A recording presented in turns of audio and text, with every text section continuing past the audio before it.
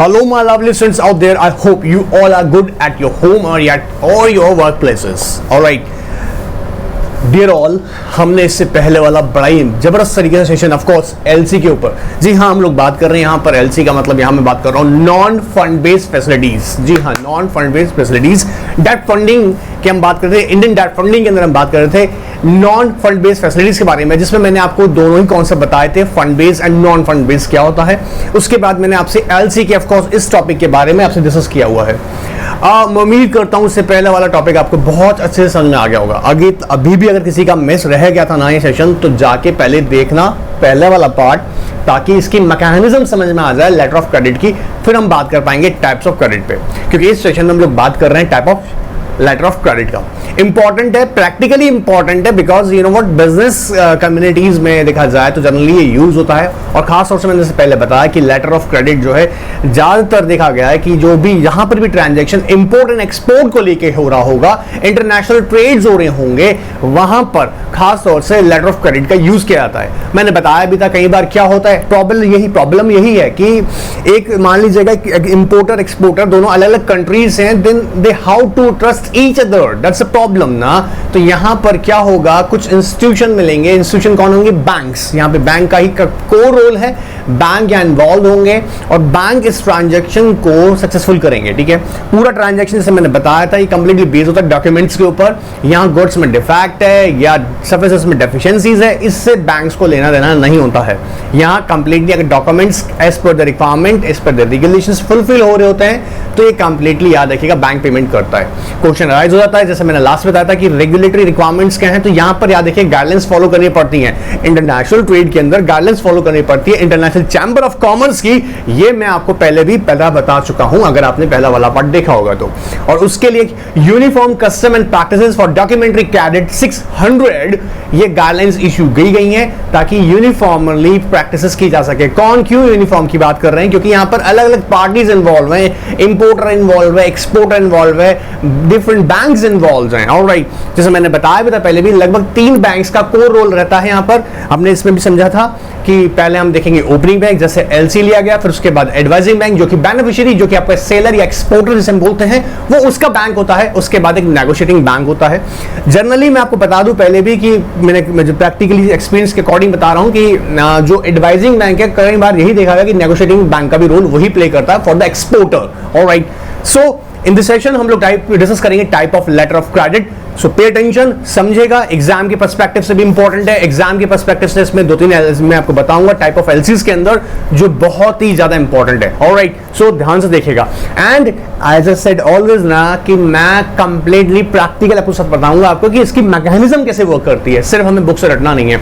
हाँ, बुक से लैंग्वेज के लिए जरूर देखेंगे, समझाने के लिए मैं बुक के पास भी जाऊंगा, आपकी मॉड्यूल से समझ कवर करूंगा इसको, बट इसकी मैकेनिज्म समझना ज्यादा इंपॉर्टेंट है, क्योंकि इसको फ्यूचर में आपको लोगों को यूज करना है। आई होप कि आप बड़े जब बिजनेसमैन बने या अपनी खुद की फर्म्स रन करें, अपनी सर्विसेज दें, तो आपकी एलसी जब यूज करें ना, तो आप याद रखिएगा आपको इसका एक्सपीरियंस होना चाहिए और प्रैक्टिकल मैकेनिज्म समझ में आनी चाहिए। चलिए स्टार्ट करते हैं। देखिए, वैसे तो ना मैं आपको बताऊं, जो हमने डिस्कस किया था कि जो एलसी की फीस जो बैंक चार्ज करता है वो ऐसे कमीशन चार्ज करता है, आपको पता भी होगा, उसके इनकम हैड के अंदर वो कमीशन की फॉर्म में जाती है। और जो फीस है ये वेरी करती है depends on the type of LCs. LC किस तरह की एलसी को आप ओपनिंग बैंक से यूज कर रहे हैं वो डिपेंड करता है। ठीक है, जैसे एक मैं आपको एग्जांपल दूं, कई सारी एलसीज हैं, कुछ एग्जांपल्स हम सुनते हैं ध्यान से। जैसे हमें एग्जांपल के तौर पे हम लोग लिखेंगे साइट एलसी, साइट एलसी। ठीक है, साइट एलसी का मतलब यह है कि जैसे उस एलसी को प्रेजेंट किया जा रहा है तो उसके विद द रिक्वायर्ड डॉक्यूमेंट्स, तो उसका मैक्सिमम 7 डेज के अंदर उसका पेमेंट कर जाएगा। किसको? सेलर को, मतलब एक्सपोर्टर को। उसे बोल रहे हैं साइट का मतलब एट द प्रेजेंटेशन, जैसे आपने उसको प्रेजेंट किया, और वो कहां प्रेजेंट किया जाएगा याद रखिएगा, सिंपल सी बात है, वो एलसी जो कि सेलर के पास में है वो अपने नेगोशिएटिंग बैंक को देगा, और negotiating bank at the side उसके डॉक्यूमेंट्स जो कि रिक्वायर्ड डॉक्यूमेंट्स देते ही उसका मैक्सिमम 7 डेज में पेमेंट कर देगा। ऐसे होता ही है, एक बोलते हैं डेफर्ड पेमेंट, जिसे टाइम एक्सेप्टेंस बोलते हैं, और उसे हम जनरली यूसेज बिल्स भी कहते हैं, क्योंकि उसमें ड्यूरेशन रहती है। जैसे एग्जांपल की प्रेजेंटेशन हो गया अब उसके 30 डेज बाद पेमेंट होगा। मतलब जब हम बोल रहे हैं time deferred payment, don't worry, अभी जा रहा हूं मॉड्यूल में, आप लोग पहले ध्यान से सुन लीजिएगा। सब कुछ मॉड्यूल से रट लेंगे तो मजा नहीं आएगा, पहले सुन लीजिएगा, फिर मॉड्यूल से लैंग्वेज में जाएंगे, एग्जांपल भी दूंगा, ठीक है।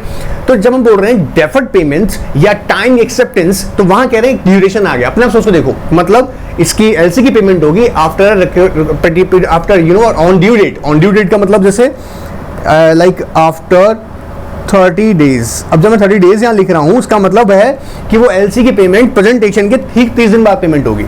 अब ये थोड़ी सी खतरनाक भी तो हो गई, मतलब ये हो गया कि कहीं ना कहीं ये अनसिक्योर्ड है। इनसिक्योर्ड क्यों है? क्योंकि वहां इंपोर्टर के पास गुड्स आ चुका है, डॉक्यूमेंट सबमिट हो चुके हैं। अब लेकिन प्रॉब्लम क्या है सर? प्रॉब्लम ये है कि 30 दिन बाद पेमेंट होगा, पता नहीं बीच में खतरा हो जाए कुछ। तो हाँ, ये इसका ड्रॉबैक भी है। इसके अलावा अगर मैं बोलूंगा आपको, कंफर्म एलसी होती है। कंफर्म एलसी के लिए देखो, one of the best example है हमारे सामने।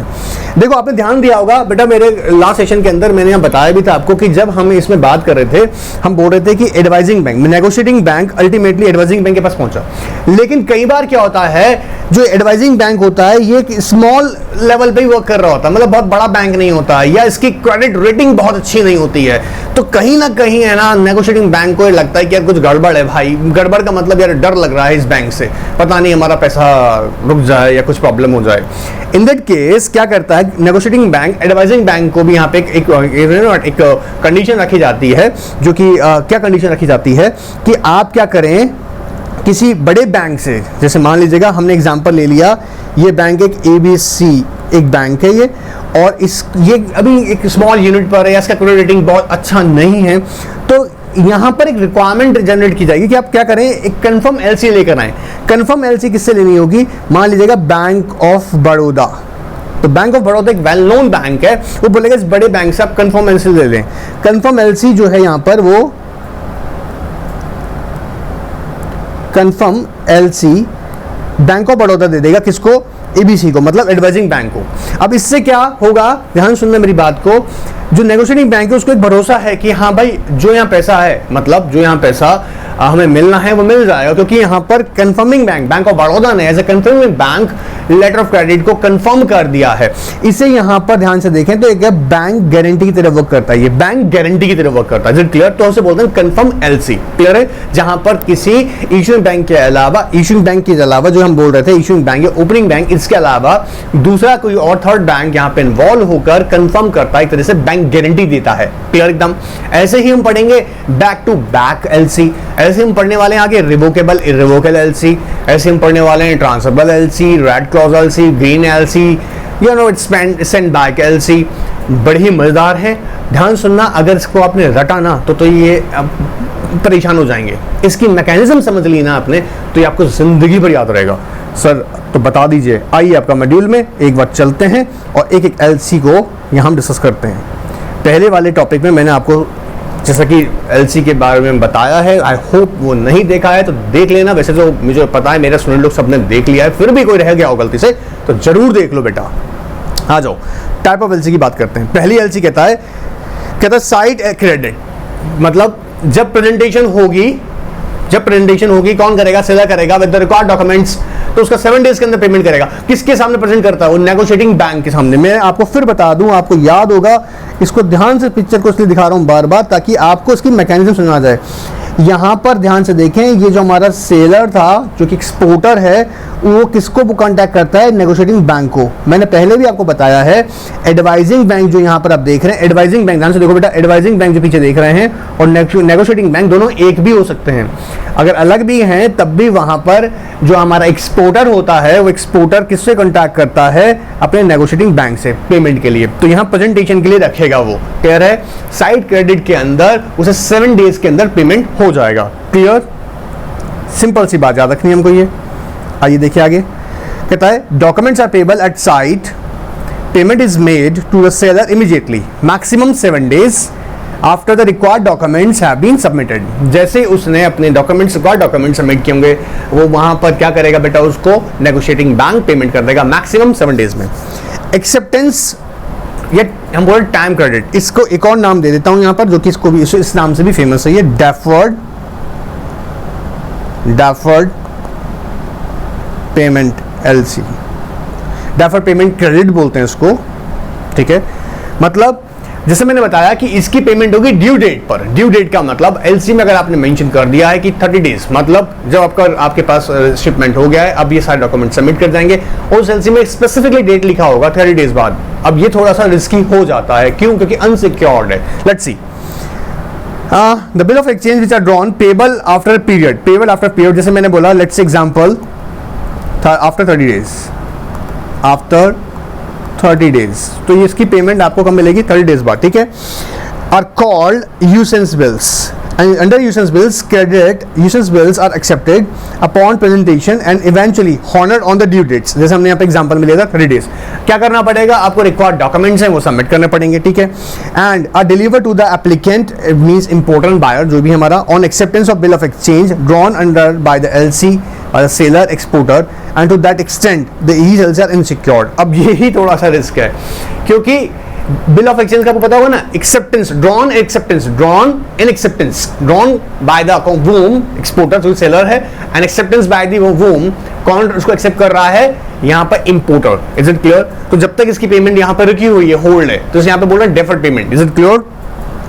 Revocable and irrevocable. मेरी बात को बेटा ध्यान सुनना है ना। रिवोकेबल जो है ना, मैं एक रियलिटी बता रहा हूं। रिवोकेबल का मतलब हुआ कि टर्म एंड कंडीशन, आप समझते होंगे, टर्म एंड कंडीशन में चेंज कर देना।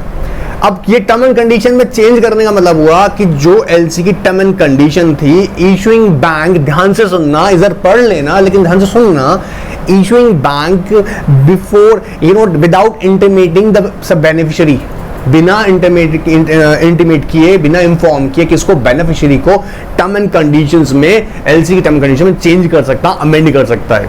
ऑलराइट। दूसरी इंपॉर्टेंट बात, अगर यहां पे टर्म एंड कंडीशन में चेंज किया गया और चेंज करने से पहले चेंज टर्म कंडीशन चेंज करने से पहले इशूइंग बैंक ने पेमेंट कर दी किसको? एलसी को, और चेंज एंड के बारे में इंफॉर्मेशन बाद में आ रही है, तब याद रखना इशूइंग बैंक बाउंड हो जाएगा। मतलब same and conditions, terms and conditions में रिवोकेबल के अंदर ही होता है कि आप रिवोक कर सकते हैं, टर्म एंड कंडीशंस को अमेंड कर सकते हैं, कैंसिल कर सकते हैं। और खतरनाक बात यह है कि इसमें इशूइंग बैंक इंटीमेट भी नहीं कर रहा है किसको? बेनिफिशियरी को। ऑलराइट। अब मैं आपको एक रियलिटी बताता हूं, यहां तो मेंशन नहीं किए बुक में, बट मैं आपको एक सच्चाई बताता हूं। इसको जो हम अभी तक इंटरनेशनल चैम्बर ऑफ कॉमर्स के अंदर पढ़ रहे हैं कि उसकी गाइडेंस फॉलो करनी पड़ती है, या इसको एंडोर्स नहीं किया जाता है। मतलब अंडर यूसी गाइडेंस का मतलब सोचते हैं ना, जो हम बोल रहे हैं यूनिफॉर्म, बोले मेरे साथ में, uniform custom and practice for documentary credit, वो उसको एंडोर्स नहीं कर सकता है, करता है। किसको बेटा? याद रखना, सिर्फ इसकी बात कर रहे हैं रिवोकेबल के अंदर, नोट कर लीजिएगा, not endorse bye uniform custom and practices for documentary credit 600, वो इसको यहां पर नहीं कहता। क्यों? रिवोकेबल को ट्रीट नहीं करता है, क्योंकि इसमें खतरा क्या है? खतरा यहां पर यह है, जो आपका सेलर है, मतलब एक्सपोर्टर है, वो तो अनसिक्योर्ड है ना, उसका तो प्रोटेक्शन जो होना चाहिए, इंटरेस्ट, जो इसका इंटरेस्ट प्रोटेक्ट होना चाहिए, वो इंटरेस्ट प्रोटेक्ट ही नहीं है, कभी भी हो सकती है। देखो लैंग्वेज अपने आप पढ़ के देखो, आओ मेरे साथ में। Letter of revocable letter of a credit is a credit in which terms and conditions of the credit can be amended, cancelled by the issuing bank at any time without prior notice to the beneficiary. समझ में आया? But एक और important बात आती है, if negotiating bank makes a payment to the beneficiaries prior to receiving a notice of cancellation amendment, it is obligatory for issuing bank to make the payment to the reimburse the negotiating bank. ये खतरनाक बात आ गया। मतलब sir मान लीजिएगा जो आपका applicant है ना, एप्लीकेंट किसके पास गया था? इशूइंग बैंक के पास में। अब सोचने वाला बात है, इशूइंग बैंक ने उसके अंदर एलसी इशू की थी, अब क्या हुआ? उससे पहले क्या कर दिया उसने? चेंज कर दिया किसके अंदर? मतलब टर्म एंड कंडीशन में चेंज कर दिया, तो कोई प्रॉब्लम नहीं है। मतलब किसके लिए बेनिफिशियल हो गया? जो बायर है, ठीक है। लेकिन अगर इशूइंग बैंक यहां पर पेमेंट करके बैठ गया, किसका?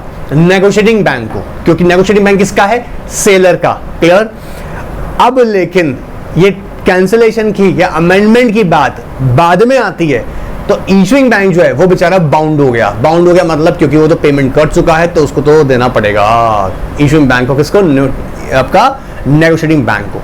This is one of the greatest reason कि इसको जो सीपी है, uniform customer practices for documentary credit 600, वो इसको क्या नहीं करता है, उसको एंडोर्स नहीं करता है। इसलिए वो ट्रीट करते हैं कि जितनी भी एलसीज हैं वो इररिवोकेबल ही हो। और इररिवोकेबल का मतलब है, समझ जाओ, जिसमें term and conditions without the consent of the all beneficiaries can not be amended और कैंसल्ड।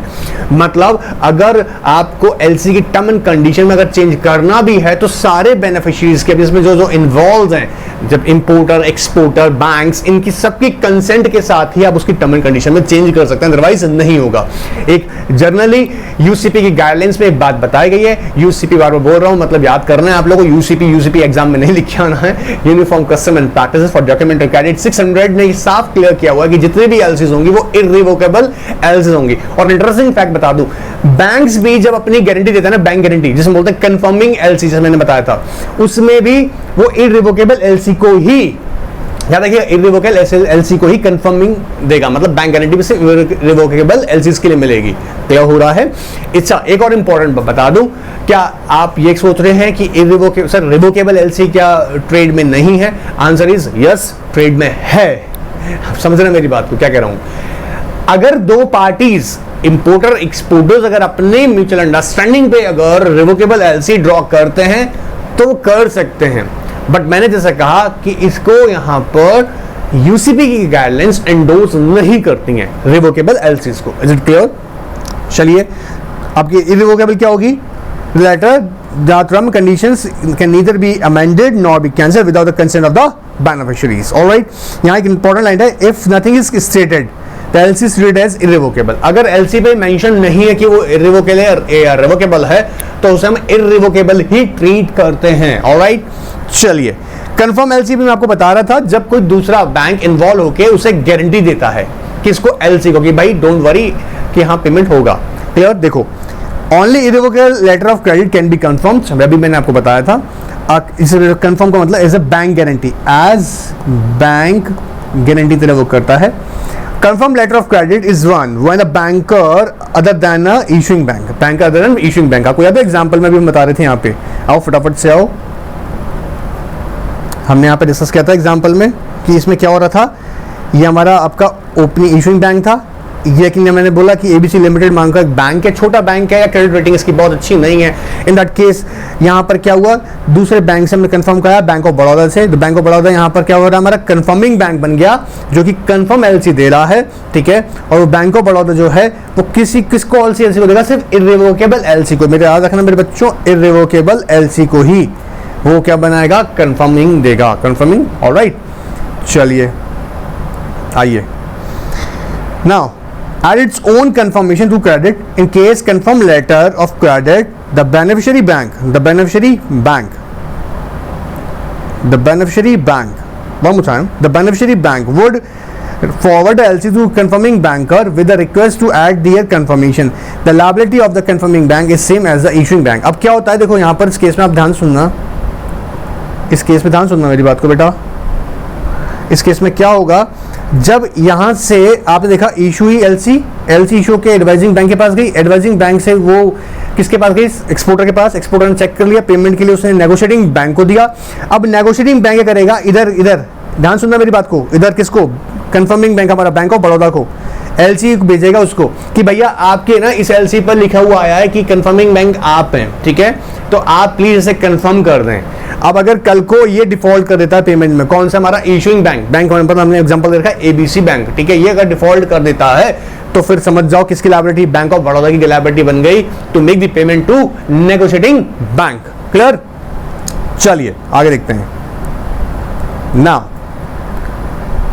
अब बैक टू बैक एलसी की बात करते हैं, बट इंटरेस्टिंग है यार ये, ध्यान सुनना।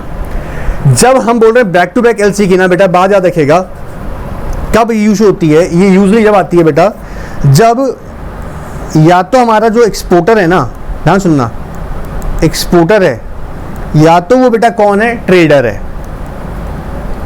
मैं पढ़ा दूंगा, पहले आप ध्यान से नोट कर लो बेटा, ये बुक में नहीं समझ में आएंगे ऐसे फिर। या तो वो ट्रेडर है, अच्छा क्यों कह रहा हूं? क्योंकि जब हम बोल रहे हैं ट्रेडर है बेटा, ठीक है, या तो वो ट्रेडर है, यहां बोल रहे हैं उसको एक्सपोर्ट हाउस हमारा, या वो हमारा एक्सपोर्ट हाउस है, अभी बताता हूँ पूरा ना,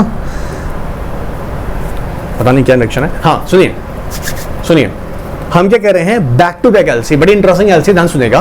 बैक टू बैक एलसी में क्या हो रहा है, या तो हमारा जो एक्सपोर्टर है वो ट्रेड करता है, वो उसका काम ही है, मतलब वो कहीं से खरीदता है और आपको वो पर्टिकुलर जो भी आपकी मान लीजिएगा आप जो भी सब्सटेंस अब ले रहे हैं, कोई भी चीज रॉ मटेरियल मान लीजिएगा चाहे, वो आपको सिर्फ डिलीवर कर देता है, मतलब आपको एक्सपोर्ट कर देता है, ठीक है। या फिर वो एक एक्सपोर्ट हाउस का काम ही क्या है, एक्सपोर्ट इंपोर्ट बिजनेस का काम है, चीजें आना और आगे डिलीवर कर देना, ठीक है।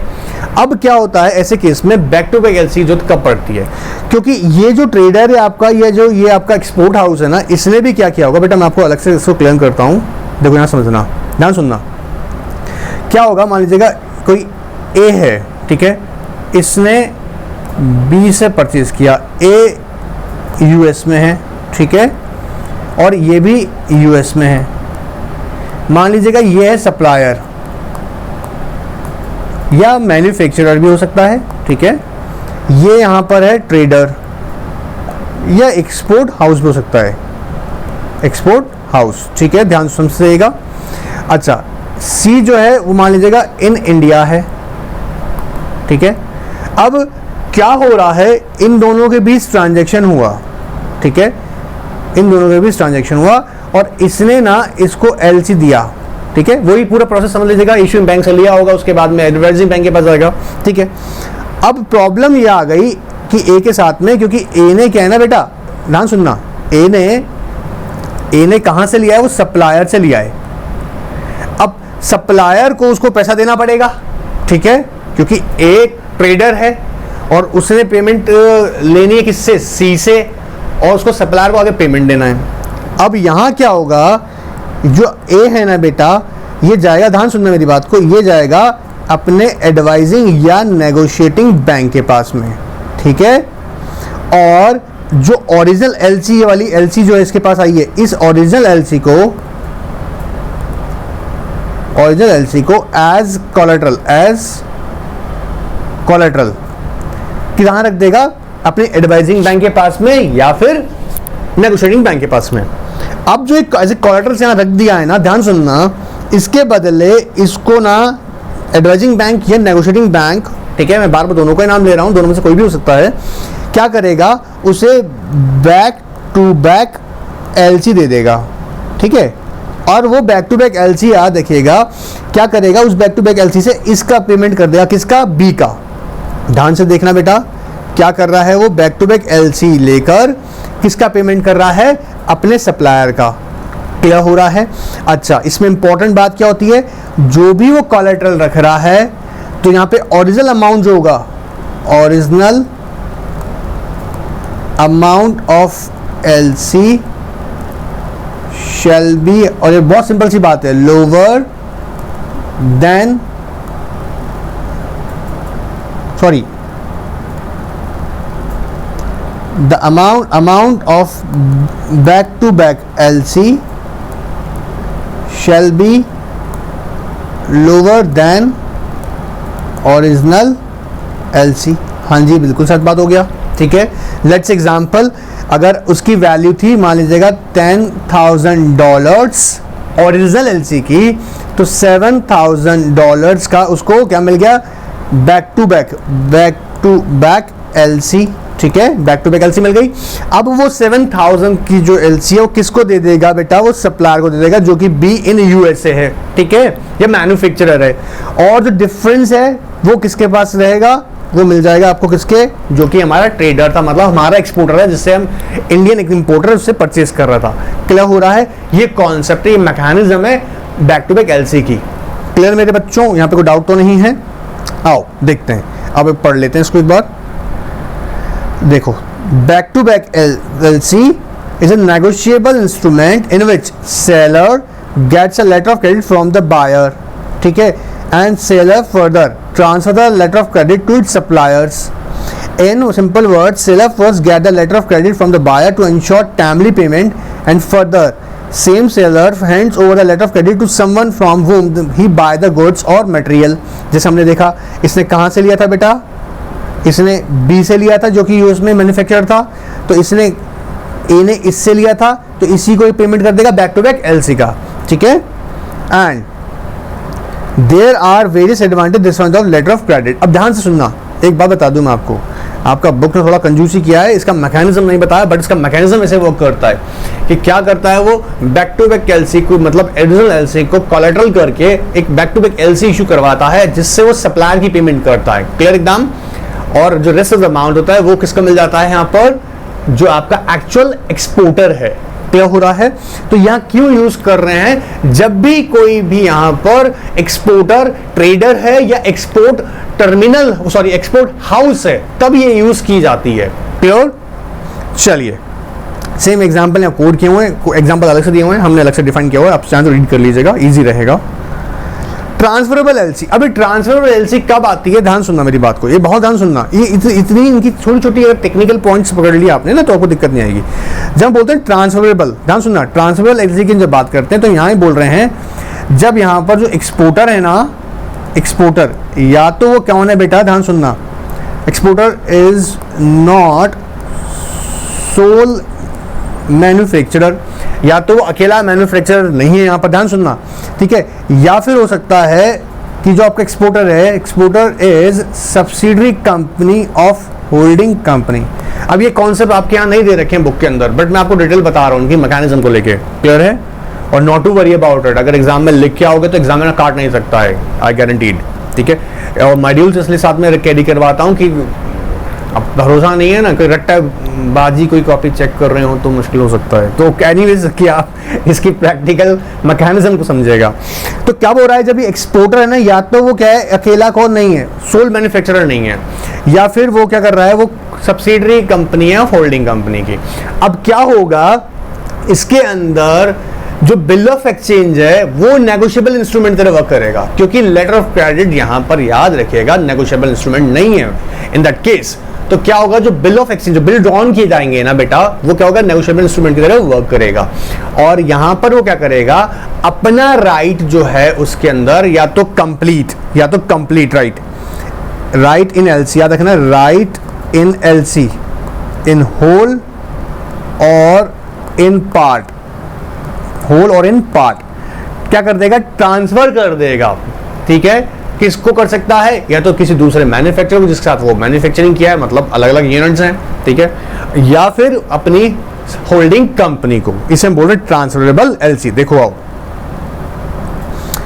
while letter of credit is not negotiable, the bill of exchange drawn under its negotiable। bill of exchange क्या होंगे बेटा, negotiable जानते हैं ना, means transferable। A transferable letter of credit is one which a beneficiary can transfer his rights to third party or parties in whole or in part।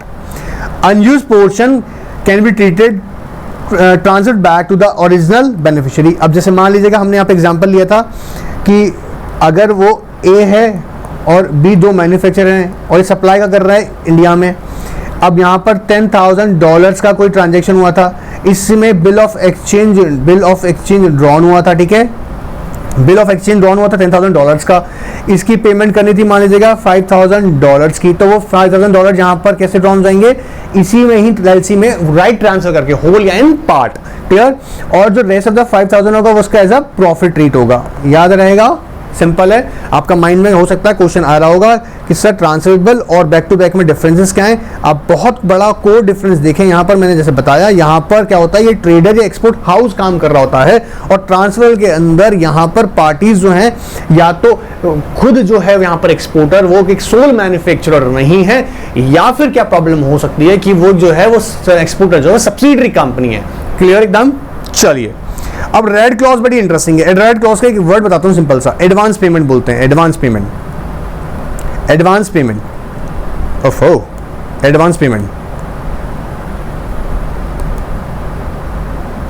To exporter या seller, ठीक है, exporter या फिर seller. कौन कर रहा है, bye importer of course, ठीक है, हमारा बायर कर रहा है, सर बायर क्यों कर रहा है भैया, वर्किंग कैपिटल का जरूरत है, कॉन्ट्रैक्ट बढ़ा दिए हो ना, तो वर्किंग कैपिटल का भी जरूरत पड़ेगा, रॉ मटेरियल परचेज करना है, पैकिंग करनी है सर, ये सारे काम के लिए हमें एडवांस में कुछ पैसा दे दो। और फिर क्या होगा कि जो एडवांस पेमेंट दिया हुआ है इसे जब फाइनल एलसी की पेमेंट हो रही होगी वहां से एडजस्ट कर दिया जाएगा। कौन करेगा? Negotiating bank. फाइनल पेमेंट कौन कर रहा है एक्सपोर्टर को? Negotiating bank. ऑलराइट, अगर ये बार बार कंफ्यूजन हो रहा है ना तो पहला वाला वीडियो जरूर देख लेना, तभी एक समझ में आएगा कॉन्सेप्ट, नहीं तो सब गड़बड़ होगा। देखो, an advance payment letter of credit under the red clause and letter of credit, issuing bank will make advance payment to the exporter, that is seller, before the seller ships the goods to the importer. Of course अभी ship नहीं हुए goods, उससे पहले ही कर दिया उसने, लेकिन advance किए हैं। Usually done to provide a to the seller. किस तरह की हेल्प करेगा? ए टू सेलर का मतलब हेल्प करना seller in the form of working capital to purchase the raw material, processing and packaging of goods etcetera. The advance payment will be done against the documentary requirement under the right clause letter and generally documents are required are return undertaking and receipts. Return undertakings कौन देगा? Return undertaking by the seller कि भैया मैं करूंगा जी, अपना obligation fulfil करूंगा। Clear? ऐसे ही होता है बेटा जिसे हम बोलते हैं ग्रीन क्लॉज। ग्रीन क्लॉज जो होता है वो एक एक्सटेंशन होती है रेड क्लॉज की। मतलब गुड्स रेडी हो चुके हैं और याद रखिएगा बॉन्डेड हाउस में मतलब एक्सपोर्ट टर्मिनल्स पे रख दिए गए हैं और शिपमेंट होनी बाकी है, बस सब कुछ काम हो चुका है। देखो इसे बोलते हैं हम लोग ग्रीन क्लॉज लेटर। अच्छा, ग्रीन के अंदर क्या बोलते हैं? इसे हम बोलते हैं pre shipment finance. Pre shipment finance and storage at export terminal। ये इसका कोर फंक्शन है, मतलब एक्सटेंशन ही है रेड क्लॉज की। रेड क्लॉज के अंदर क्या देख रहे थे? अभी शिपमेंट हुआ नहीं है, ठीक है, बॉन्डेड हाउस पे पहुंचा नहीं है, अभी तो वर्किंग कैपिटल के पैसे चाहिए था, रॉ मटेरियल परचेज करना है, ठीक है, पैकिंग करनी है, प्रोसेसिंग करना है, सर ये सारे काम के लिए पैसे चाहिए था, तो हमने एडवांस पेमेंट ले लिया। ग्रीन में क्या होगा? सब कुछ रेडी हो चुका है, एक्सपोर्ट टर्मिनल पे आ चुका है, अब शिपमेंट से पहले हम लोग पैसा मांग रहे हैं, ठीक है। जैसे कई बार नहीं होता इंश्योरेंस कराना तो ये उसका पैसा चाहिए। प्योर आओ देखो, an extension of red clause letter credit means it provides advance not only for the purchase of raw material, processing, packaging of goods, but also for pre-shipment warehousing at the port of origin and insurance expenses. And the credit is granted only after the purchase of goods. देखो यहाँ important line है, after the purchase of goods are stored in a bonded houses। इसलिए हमने एक simple word में लिख दिया pre-shipment finance and storage stores at what? Where? Export terminals। Standby important exam में आता है यार, ये पूछ सकते हैं आपसे, standby letter of credit. ध्यान सुनना ये क्या है। जर्नली क्या होता है, देखो जो मैंने बताया था आपको, ये सर्विसेज जो हैं, ध्यान सुनना, यहाँ जो ट्रांजैक्शन हो रहा है वो कंप्लीटली बेस्ड ऑन डॉक्यूमेंट्स है।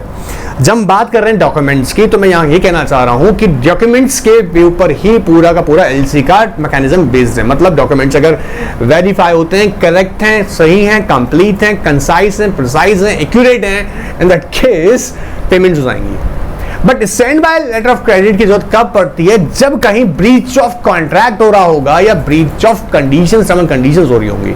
फॉर एग्जांपल एक मान लीजिएगा एक पर्टिकुलर कंपनी है जो अपनी सर्विसेज प्रोवाइड कर रही है, बट उसने अपनी सर्विसेज की जो ड्यूरेशन थी, फॉर एग्जांपल 120 डेज की उसने ड्यूरेशन ली थी और 120 डेज के अंदर उसने अपना वो कंप्लीट वर्क नहीं किया है, तो standby letter of credit issue कर दिया जाता है। और क्या होता है यहां पर, याद रखिएगा, पेमेंट को रिकवर कर लिया जाता है। अगर ध्यान से कहूं तो पूरा का पूरा उल्टा मैकेनिज्म है, जहां पर काम हो गया है फिर भी पैसा नहीं मिलेगा या नहीं मिला, ठीक है। लेट्स एग्जांपल ऑफ इट, वापस समझते हैं इसे। क्या होता है, जैसे मैंने बताया आपको कि सर्विसेज की गारंटी नहीं है, यहाँ पर सर्विसेज होगी उसकी गारंटी नहीं है। और क्यों नहीं है एलसी केस में? अब ऐसे तो कैसे काम चलेगा?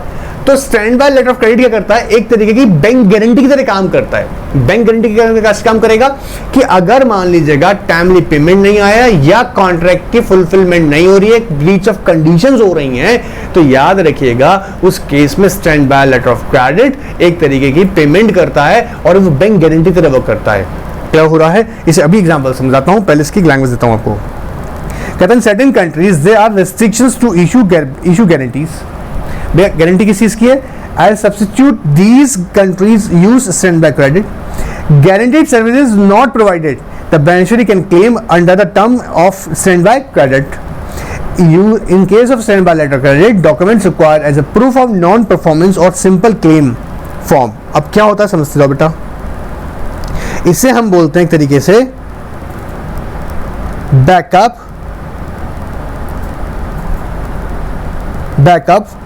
Financial arrangement and work as bank guarantee, क्योंकि इसको standby letter of credit कौन इशू करेगा? बैंक ही इशू करेगा। ये कब कर रहा है? जब ब्रीच ऑफ कॉन्ट्रैक्ट हो रहा होगा, याद रखना, जब breach where there is breach of obligation। जैसे लेट्स एग्जांपल मैंने बोला अभी कि आपको एक कॉन्ट्रैक्टर को बोला कि भैया तुमको एक काम कंप्लीट करना है विद इन 60 डेज, उसने वो काम 60 डेज में कंप्लीट नहीं किया, उससे क्या हो रहा है? प्रॉब्लम आया। अब स्टैंड बाय लेटर क्रेडिट जाके लगा दोगे कि भैया मेरा पैसा दो, क्लियर? या पेमेंट आनी थी 30 डेज के अंदर पेमेंट नहीं आई है, इन दैट केस वो क्या कर सकता है? जाके payment standby letter credit issue करवाएगा। ये सिर्फ एक तरीके से देखा जाए कब हो रहा है, जब यहाँ पर अच्छा बाद में नहीं इशू करवा रहे हैं, याद रखना कि अच्छा ब्रीच हो गया, ये तो आप इशू ही करवा लेते हैं। मतलब जब एलसी इशू हो रहा है तो ये स्टैंड बाय क्रेडिट के नाम से, standby letter of credit के नाम से इशू हो रही है। ये कब एक्सरसाइज हो जाएगी? अगर ब्रीच हुआ। अगर ब्रीच हुआ तो याद देखिएगा क्या हो जाएगा, वो आप standby letter of credit इस्तेमाल करेंगे और अपनी पेमेंट रिसीव करेंगे। याद देखिएगा बाद में नहीं करवाने जाना है कि ट्रांजैक्शन होगा उसके बाद जाके आप करवा रहे हैं, नहीं, ये कब करवा रहे हैं? जब आप ट्रांजैक्शन कर रहे हैं, ठीक है? और ये कब अट्रैक्ट होगी? जब ब्रीच ऑफ कंडीशंस होंगी तभी अट्रैक्ट होगी, उससे पहले अट्रैक्ट नहीं हो रही है। इसलिए यहाँ पर इसे as a bank guarantee work करती है। इसकी खुद की भी गाइडलाइंस है, जैसे बोलते हैं इंटरनेशनल, याद रखिएगा इंटरनेशनल स्टैंड बाय, बोलो international standby letter of credit की अलग से ही गाइडलाइंस हैं जो इसके ऊपर भी वर्क करती हैं, ठीक है? जिसको ICC international chamber of commerce provide करता है। चलिए आगे देखते हैं। रिवॉल्विंग क्रेडिट की अगर हम बात करते हैं तो यहां पर क्या हो रहा है, कोई ट्रांजैक्शन जो है वो particular over a period of time होने वाला है। मतलब समझेगा, लिख लीजिएगा सिंपल वर्ड में, similar transaction will be happen over a period of time। मतलब ये मान लीजिएगा, एग्जांपल समझते हैं पहले इसको, मान लीजिएगा परचेज, ठीक है,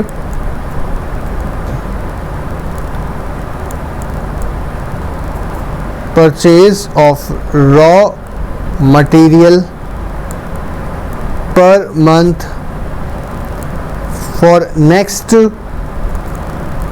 12 months। क्या करें? परचेज ऑफ रॉ मटेरियल, अब ये हर महीने खरीदेंगे और क्या होगा?